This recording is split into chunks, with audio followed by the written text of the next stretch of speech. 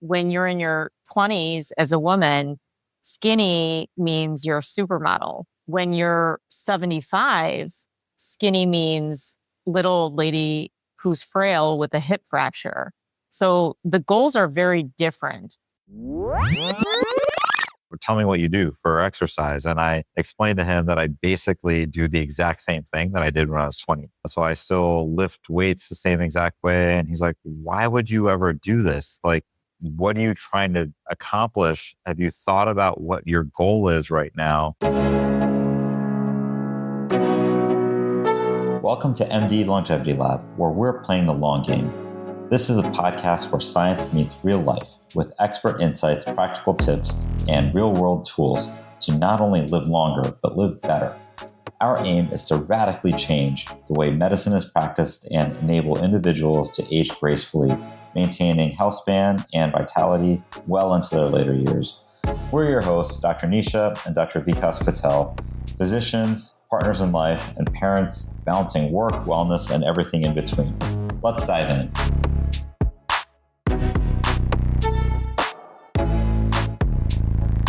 Everyone, welcome to another episode of the MD Longevity Lab podcast, where we are playing the long game.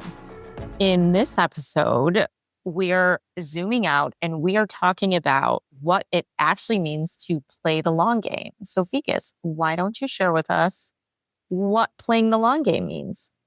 I think it's a bunch of different things, but the main gist is that we're planning for the latter part of our life. And I think a lot of people that are even younger, 20s, 30s, and certainly in our demographic and 40s, 50s, a lot of times they're not feeling that great even today.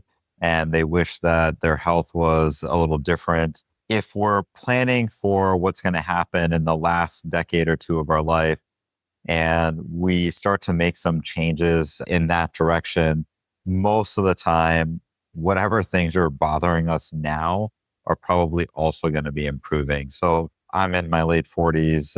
Definitely, I have orthopedic issues that prevent me from doing the same things I might have done when I was in my 30s. My sleep quality is not quite the same as it was back at that time.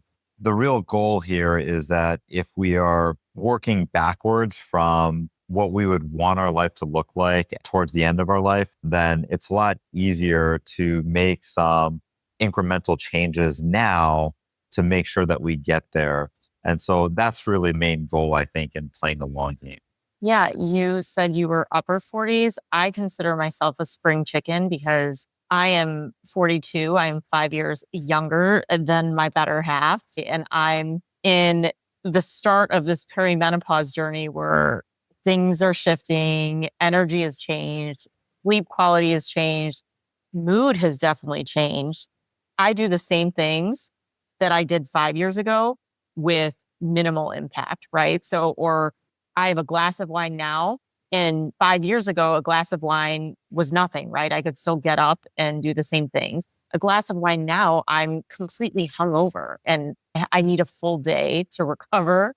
I think recovery is probably the biggest difference between when we're younger and once we hit that middle age part of life, that recovery doesn't look the same. Before, it was just, you can abuse your body, whether it's on a mental level, abuse it, on a physical level, abuse it, through toxins, abuse it, right? Fast food. Yeah, all sorts of things. And you seemingly don't pay a price for it. You just go to bed and you still get a good night's sleep, and then you get up and you're fine. And you do the same thing over again the next day. Right.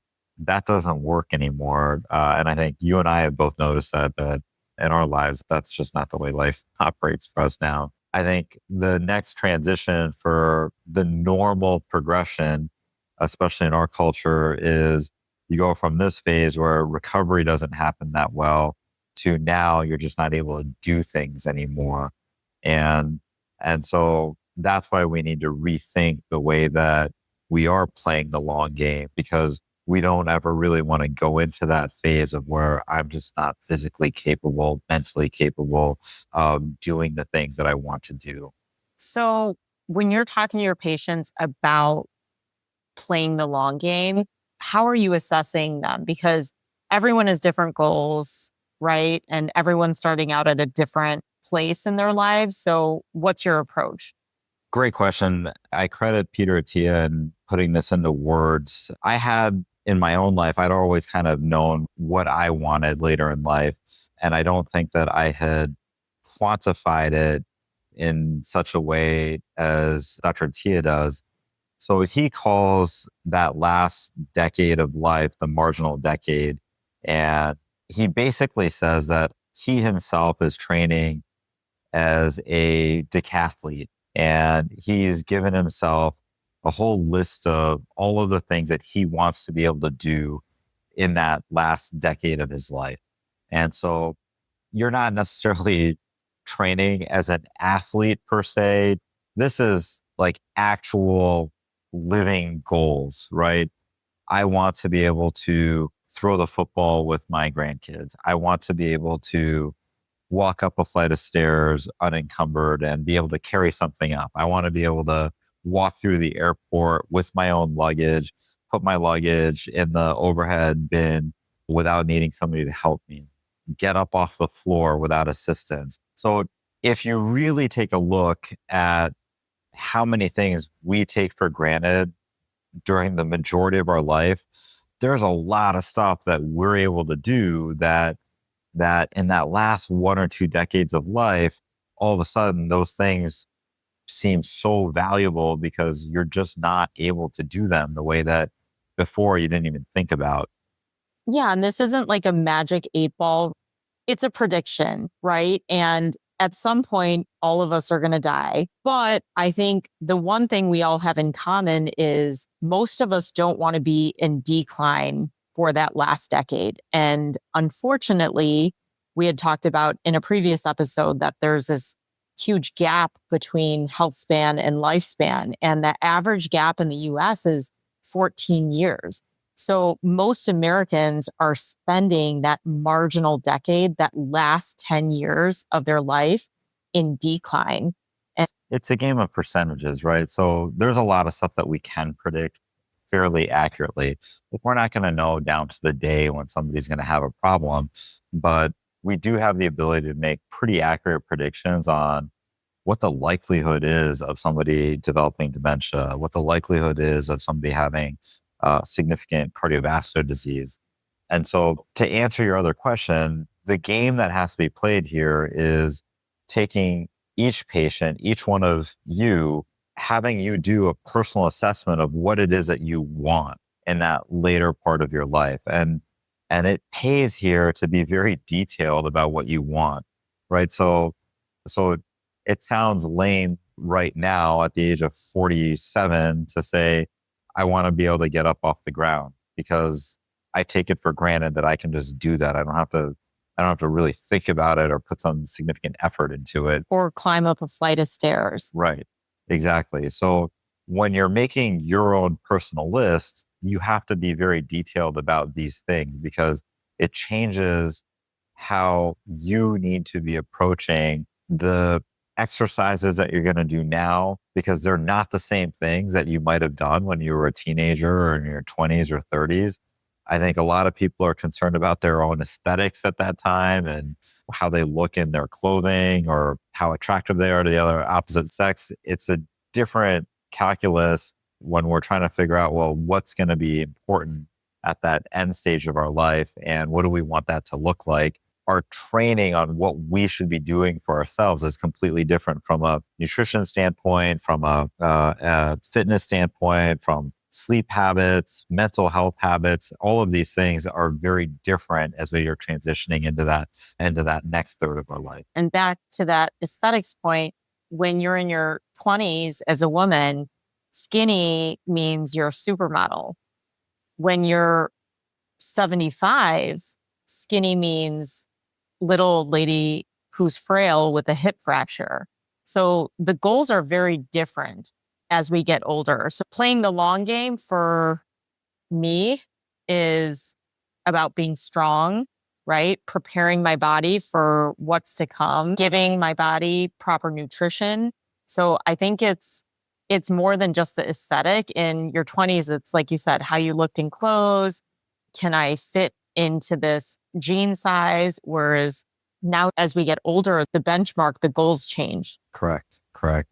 So once you have an idea of what those long-term goals are, it's much easier to reverse engineer what we need to do. I think in future podcasts, it'll be a little bit easier to understand some of that, the process of reverse engineering this, because it's going to depend on some assessments of your current health. And so hopefully we're able to talk you through some of that process so that you have an understanding of, well, if I'm overnourished or I'm under muscled right now and I'm 35 or I'm 45 or 55, what changes do I need to make so that when I'm 70, I'm kind of where I really need to be for whatever life is left? If you actually look at 70 the way that I think you should, then the last decade of your life is going to look pretty good, because that means that you've made some incremental change over 10, 20, 30 years. And that incremental change has netted you really a great functional outcome for down the line. Yeah. And it's interesting because I did my longevity testing 2 years ago when we first opened, and I was on track to be sarcopenic, which is under muscled, right? In old age. So having that information now at 40, Super important. super important. So I've made a lot of changes and I know what I need to do now to keep up with that and not be frail and keep my strength. But just saying, like, I want to play tennis, I want to ski, I want to do a 5K, like that doesn't happen if you have no muscle mass, right? And you don't have good bone density and you have all these other health problems. I think that's where working backwards really comes into play. Yeah, the medical side of that discussion is, well, if you say I want to be able to run a 5K and I want to be able to ski and I want to be able to hike or whatever, the medical side of me is calculating, okay, what VO2 max you need to have to be able to do that, how much muscle mass you need to have to do that. And that's where, when we're dialing in, these are the goals. Well, these are the things that you need to have today in order to achieve that goal when you're 80 years old. And so that's why it makes a lot of sense to put that list down and write it down for yourselves, because then it's easy for us to say, well, this is where you need to be now. If you're not there right now, don't sweat it. This is what you would have to do over the next 10 years in order to put yourself in the right position. Yeah. And that's really important too, right? You can alter the trajectory. I think many of your patients, myself included, I was shocked when I saw some of my test results because I'm like, whoa, I have this like rosy picture of what my marginal decade is going to look like. But as it turns out, I had so many blind spots. And, but that's not a problem because I'm in my young 40s, right? I have all this time, a longer runway to fix it. Sure. Yeah, absolutely. But sometimes when I'm working out or lifting, I'll get stopped at the gym and they're like, what are you training for? I'm training for life, right? I'm preparing my body for life. Exactly. And I think that was one of the big differences, right? So a couple years ago, I had shoulder surgery. I had a full right shoulder reconstruction. When I talked to my orthopedic surgeon about the discomfort I was having, he asked me, well, what happened? Like, how did you end up having pain? And I was like, well, nothing happened. Like, I didn't fall or anything. And he's like, oh, so you're one of those wear and tear guys who just never made the adjustment to middle age. And I was like, what do you mean? He's like, well, tell me what you do for exercise. And I explained to him that I basically do the exact same thing that I did when I was 20. So I still lift weights the same exact way. And he's like, why would you ever do this? Like, what are you trying to accomplish? Have you thought about what your goal is right now? And I was like, no, this is just what I've always done. It's what I know. And he's like, well, what you know, you were doing wrong for the last 25 to 30 years. And And because of that, now you need a shoulder reconstruction. So it opened my eyes to a different way of exercising where I'm prioritizing mobility and functional movements, the same functional movements that I'm going to need in my 70s and 80s, and hopefully beyond that, where those simple things, getting up the stairs, being able to sit on the ground and get back up by myself. These are simple things that we have to train appropriately. And so now benching 300 pounds is not the metric, right? The metric is, can I do these exercises that will guarantee that I can physically do all of the things that are going to be most important to me 20, 30, 40 years from now? Yeah. And let's talk about some of those goals. So everyone's marginal decade goals are different, right? So we have some patients who are not very active, and that's okay. So I think those patients still want to be independent, still want to be functional, still want to be able to walk, go up the stairs, be of sound mind. And then there's people like us who have bigger goals. I certainly want to be enjoying my grandkids. I want to have the energy to keep up with them. I want to still be able to ski. Every time we go out west skiing, I look at some of these folks on the slopes who are with us. They are fit. They are in their 70s, 80s, and they are crushing it. They're able to carry their skis without getting winded. They're able to cruise down a 10-minute run and do it well. And if they fall, they're not the ones breaking a hip. They're not the ones having a catastrophic injury that's going to land them in the hospital, a hospital stay that they may never leave. Yeah, I think the difference is, right, up until about this point in our lives, we didn't have to train to be able to go on a ski trip. You could just show up and be fine. Maybe you're a little sore for a couple of days, but you're fine. Now we've transitioned into this place where, because life becomes a bit more sedentary for the majority of Americans, if we're not doing something to maintain our muscles, our tendons, our ligaments, then they get injured very quickly. And this is why you'll hear so many people in our age demographic that are having rotator cuff injuries, have Achilles tendons that are torn, have ACL injuries, meniscus tears. Back Because, injuries. oh, back injuries, absolutely. And it's like that weekend warrior, right? Absolutely. It's the weekend warrior syndrome. And, this funny thing that happens as you age, like, even though you're getting older, you always picture yourself as like the 25-year-old version of you that can still do all the things that the 25-year-old version of you could do. And you just can't unless you're actually playing some type of scenario out in real time where you're training to be that active. So you're absolutely right. Everyone's goals are different. And if you were never a skier, don't take up skiing if you don't want to take up skiing, right? Whatever it is that you do want to be able to do, you should be able to figure out, is this my goal for next decade, the decade after that? And if it is, then you need to make sure that you're doing the right activities now in order to make that happen. And so that's really the gist of this, is that reverse engineering of, I think this would make me happy down the line. If I wasn't able to do this, it would detract from my quality of life. And once you have an idea of what those things are, it's much, much easier to do a little bit of preventive maintenance at this point in our lives, whether it's you're 20, 30, 50, whatever age you're starting this process in your head, to then say, okay, these are the steps I'm going to take. Right. And a common goal for many people is preserving their mental acuity. We all know a loved one who has dementia, and it's horrible, right? Not being able to remember your loved one's names. It's a very tough disease to watch play out, because once it starts, there's not a whole lot of treatments that work. Preserving your mental capacity is really about prevention, right? Absolutely. So we will talk later on about neurodegenerative conditions. You're absolutely right. Like, once they've already started, our treatment options are very limited and they're not really geared towards regaining function. the best case scenario is slowing some of the decline.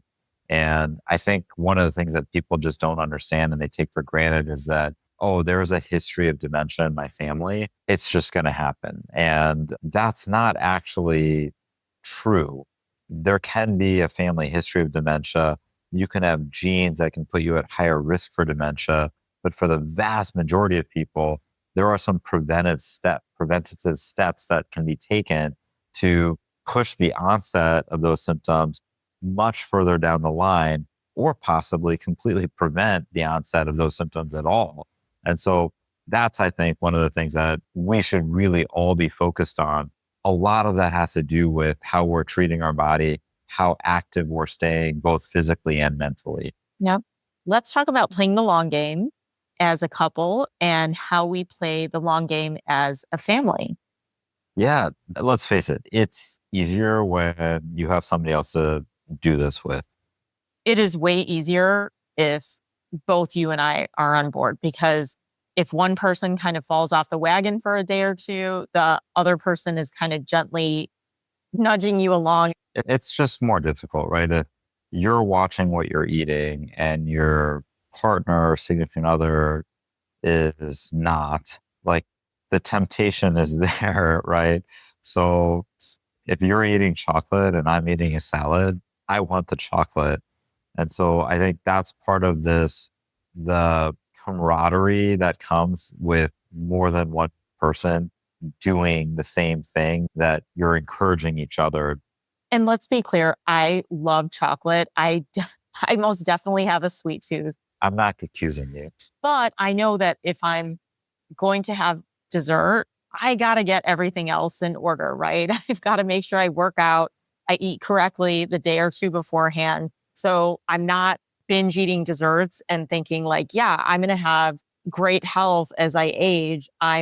Truth be told, I was the one eating chocolate today. You were. And then I saw him eating chocolate and I was like, well, why are you not sharing that?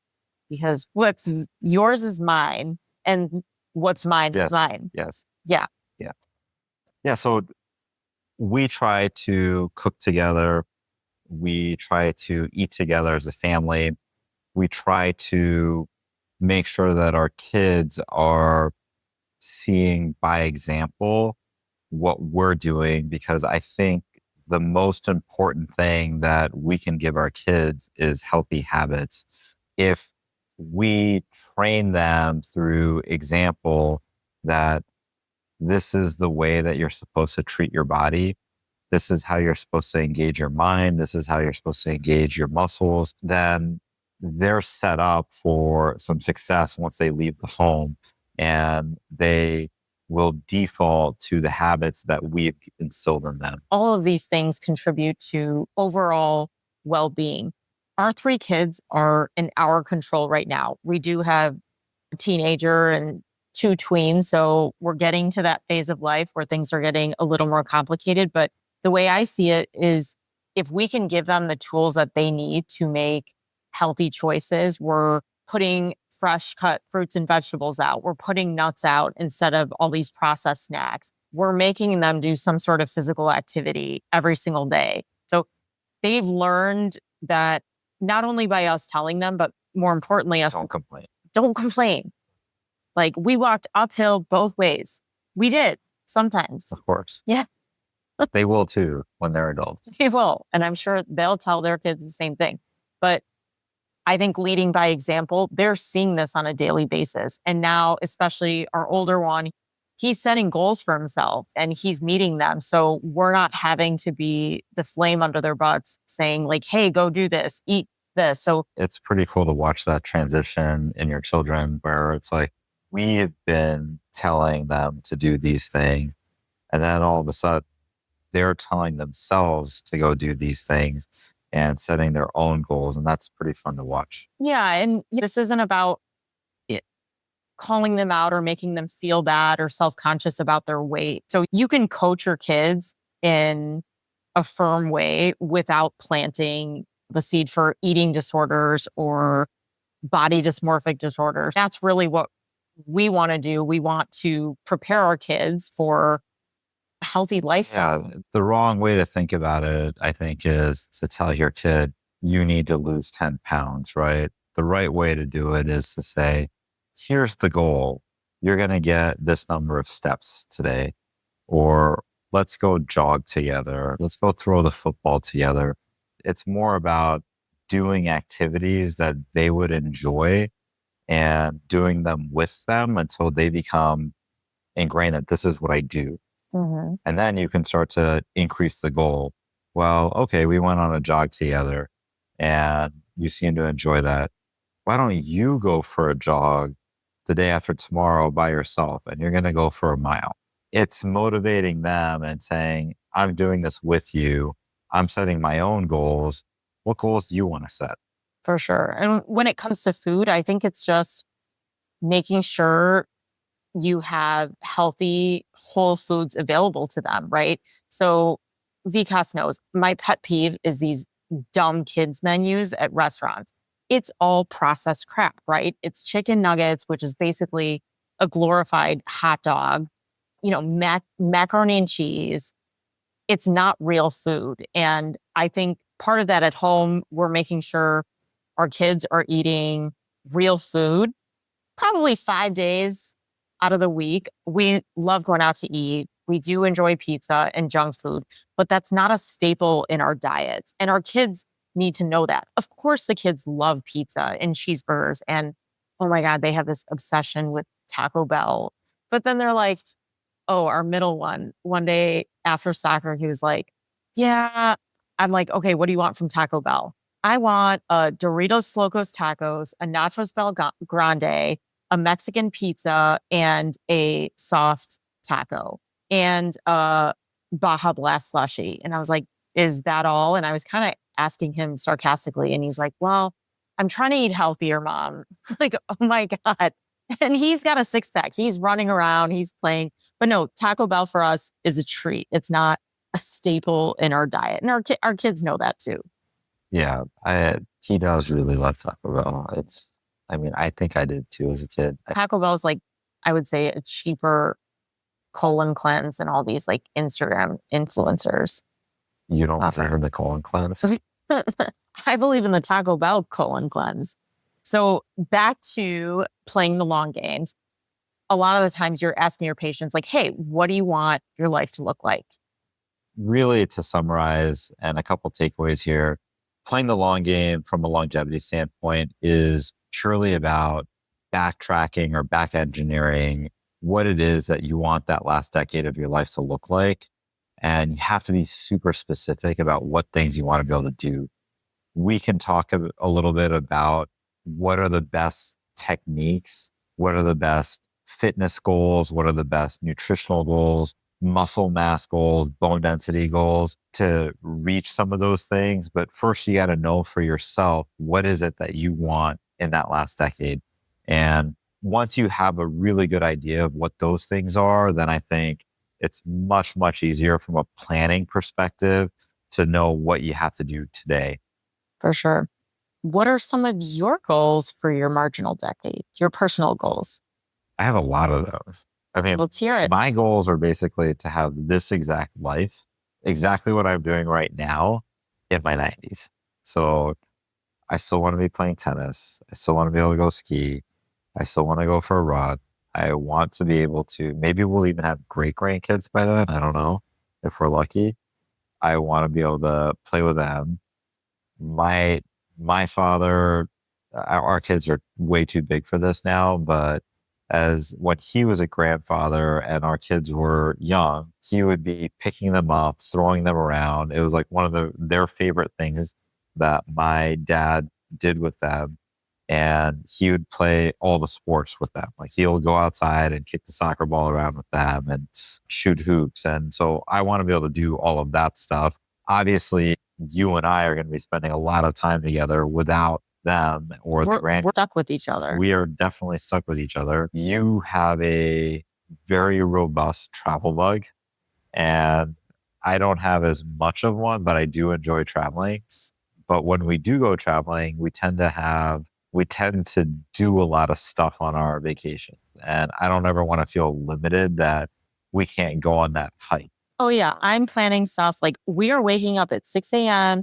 and at 6:05 we're doing this hike and we're going here for breakfast. I've always got almost every hour planned. She does not always plan out like when I'm allowed to have diarrhea. You have the weakest GI tract. Maybe that should be one of your marginal goals. Strengthen your GI tract so you don't get Montezuma's revenge every time we travel. Anyway. What are your goals? I agree with you. I like the way I am now. I love the independence. If I'm ever in a position where I cannot take care of myself or wipe my own butt, let's call it a day. Like I'm done. I want to be independent. I want to be able to travel. I want to be of sound mind. I still want to be able to do a 5K. We're signed up to do a half marathon this year. And at 80, I'm okay not doing a half marathon. But would I love to run a 5K with my grandkids and my kids? That would be awesome. Right. And so my goals are really to be happy, healthy, and living my best life. And I'm always learning something, reading, and I plan on continuing that. The other thing I should mention, Vikas and I both play tennis. One of the goals for my marginal decade is to perfect this tennis shot called the tweener. And it's basically the most unnecessary shot in tennis. It's when someone lobs the ball over your head and you're running back and you hit the ball in between your legs. So you're backwards. You're like not facing the court. But I've now attempted 15 of those probably in the last 2 years. And I'm like 0 for 15. So before I die. The best part about this is that you're saving. This is something you want to perfect in your marginal decade. Number 2, this is a shot that nobody works on. But that's why I'm going to work on it. Like it's not the metric of whether you're a good tennis player. For me, it is. How epic would that be if I did that?